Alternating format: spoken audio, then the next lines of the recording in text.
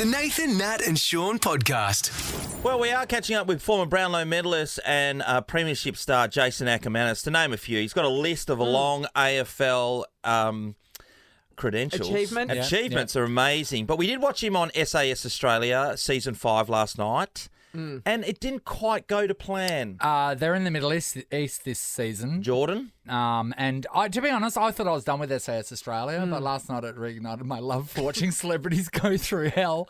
And Jason I found it so funny and great. So Jason last night, he jumped off a train, did all this stuff, was buried alive.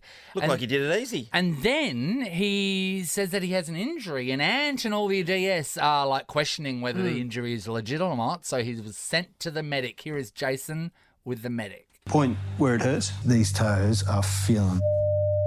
Doesn't really look swollen, does it? No, but it's painful. Yeah, it's certainly not, to my eye, any more swollen than the other. I don't think you've broken a bone. What are you hoping I can do for you? I'm telling you, we either discharge or I have to just hand mine and just say I can't. But I'm not seeing anything here that would lead me to think I need to medically take you off the course. Do you see anything? It doesn't. No, they look. I mean, look you're good. telling me it hurts, but there's swelling in here. But where? I reckon these two toes have swollen a bit. Okay. And you won't even try some basic pain relief and just see how it goes?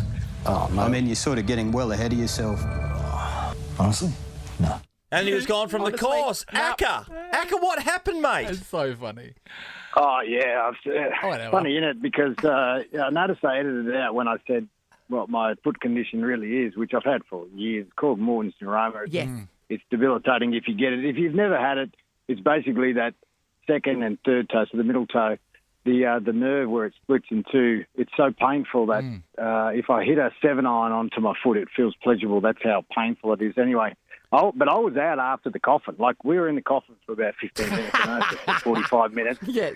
And I said, I didn't realise how much I hate small spaces, and then I was petrified after that. And I got through, obviously, the 10K run was about 2.9K, so they hammed that one up. And then I noticed so now everyone's like, oh, you faked an injury. I'm like, listen here, I've had a needle in the webbing on my feet to get a cortisone. It's so painful that that needle that went in was pleasurable. So how about you give us a spell? But I was out anyway, mentally. But if you've got Morton's neuroma, you went in with it. Like, do you know what I mean? It wasn't injury sustained during it. And I understand, I know what it is. It's a very painful condition. But you knew that at the outset. So you... Yeah, and so what I tried to do, like, I manage it because I have, shoes that are quite wide, so they don't get trapped. But when you get in the boots and your foot expands as it does when you run, it didn't help. And it was not going to get any better. And plus... when I was there, I was thinking to myself, my life's not that bad. I mean, that's the guts of it, isn't Honestly, it? Jason, I'm with you. I thought, I know a lot of people are getting worked up and a lot of people are giving you shit at the moment, but I would just want to say first to those people, you go do it first. Yes, that's right.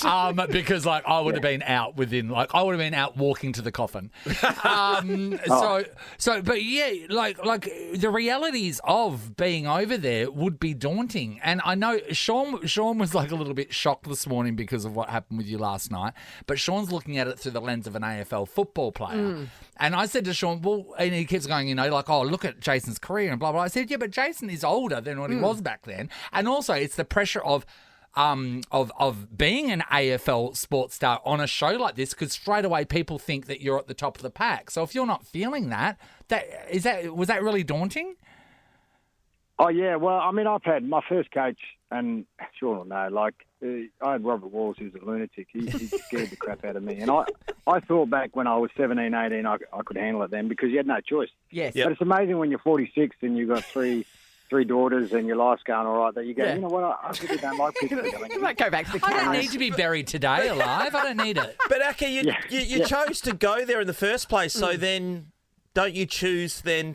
to partake in everything. Yeah, don't you just go... Because I couldn't get my head around it. Like Nathan was saying this morning, I'm going, he's achieved so much. He would have played with pain day after day. He's had a massive career. He would have been through all kinds of hell with his body. How did he stop? Can you explain that to me at the one day in? Yeah, I think, obviously, mentally, once I was in the coffin and how much I really hated being in there, we had 15 minutes in there, not 45. Anyway, I was going to walk off then, and what they didn't show was we did a bee sting, which they didn't put in the show. Actually, last night they edited it out, and I actually took my number 3 off and gave it to them, and that was way earlier than that. So Is that I was already right? mentally gone. Did you? But pain is so. And then Ant was there going, "Do you really want to do that effing thing?" And I said, "Yep." But then I was only really at the start, and then by the time nightfall went, I'm looking at the bed and I'm going, man, I really missed my posture pillow. And I really did my I'm like, and my feet is killing me. When you signed on, did they tell you at the outset it was going to be in the Middle East, or did you think you were going to be in the Snowy Mountains like it's been for the last few years? No, they told us all that. So we signed on. I signed on in December, and we did it in early March, like the first couple of days of March. And I spoke to Heath Shaw, who did it, and he gave me a great program. So physically, I actually wasn't too bad, but little did I realise that the producers were really upset that the one they did before, so the season before, they set them on fire, and they said that wasn't hard enough and wasn't good enough. So this time they said, "Stuff we're going to bury." Well, I was you in upset coffin. that you weren't on fire in the coffin. I thought that was lame. A missed opportunity. And I thought you were all soft.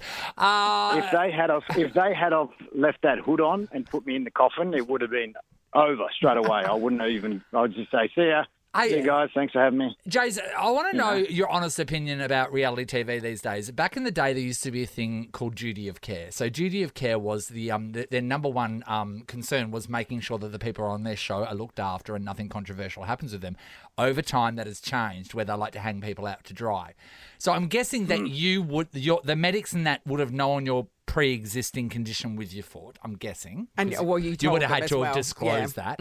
So, and then to see the edit hack job last night, because you're telling us what wasn't shown, and then for the rest of the country overnight until you explain yourself, thinking you're a joke. Yes. How does that feel, being on the receiving end of that? Because it's it's not much fun. I mean, what they do now, they make you sign a waiver. You've got to get personal insurance and all this other stuff, and you can see why they do it. It gets worse. One of the other contestants really died. I don't even think they're going to show it, but poor little Zimmer, she fell down 7 metres on the concrete, broke her arm, was in a wheelchair. Wow. So there's a lot that goes on. But I think from my point of view, when people got on this morning and like your week is this and you faked it and you bogus injury, I'm like, that's the problem. So I just rang my mate at the Herald Sun. I said, mate, listen, if you're going to put up stuff that's false, that's one thing, but this is really inaccurate. So here's the real story.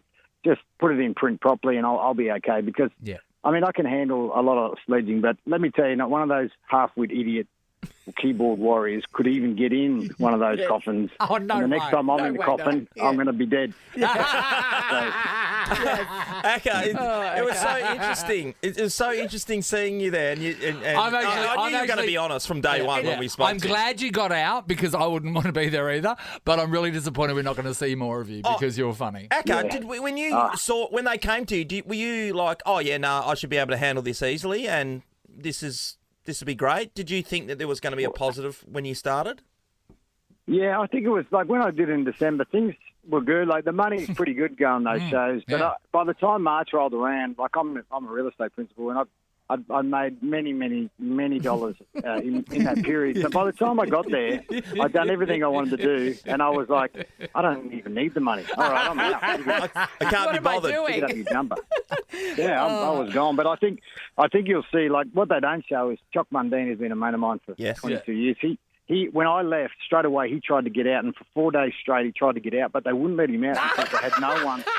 They had no one to take on Tim Robart. So you'll see tonight, Boyd Cordner, he's a great fella. He jumps on that rope, he pulls his pec off the bone. That's the end of Boyd.